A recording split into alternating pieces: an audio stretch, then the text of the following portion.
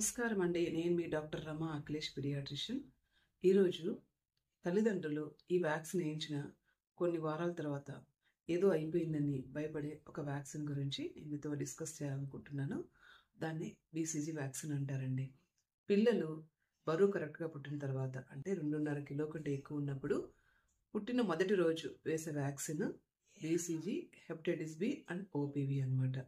ఈ injectable BCG ఈ vaccine వేసినప్పుడు ఇమీడియట్గా ఏం కాదు, కానీ కొన్ని వారాల తర్వాత వేసిన దగ్గర పుండు రావడము, చీము పట్టడము అలా వచ్చినప్పుడు తల్లిదండ్రులు చాలా భయపడిపోతారు.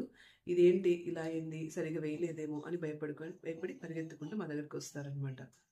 నిజం చెప్పాలంటే అలా రియాక్షన్ అంటే అలా పొంగడము అనేది నార్మల్. అలా పొంగిందంటేనే కరెక్ట్గా వ్యాక్సిన్ వేసినట్టు, టెక్నిక్ కరెక్ట్ అన్నట్లు.